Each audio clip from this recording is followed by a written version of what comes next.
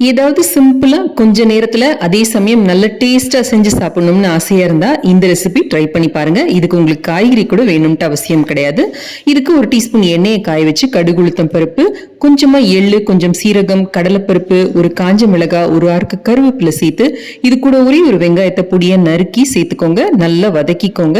கண்ணாடி பதம் வர வரைக்கும் வதக்கிக்கலாம். இது கூடவே ஒரு அரை டீஸ்பூன் அளவுக்கு மிளகாய் தூள், ஒரு டீஸ்பூன் தனியா தூள், 1/4 டீஸ்பூன் அளவுக்கு கறி மசாலா தூள் சேர்த்துக்கோங்க. கறி மசாலா தூள் இல்லைன்னா கரம் மசாலா கூட சேர்த்துக்கலாம்.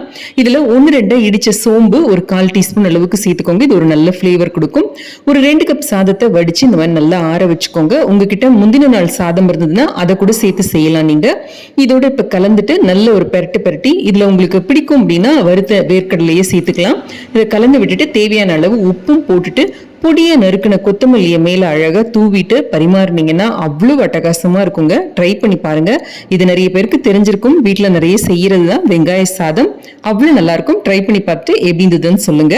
அன்பா இதை உங்களுக்கு செஞ்சு கொடுத்த உங்களுக்கு ஒரு தேங்க்யூ சொல்லிட்டு என்ஜாய். தேங்க்ஸ் ஃபார் வாட்சிங்.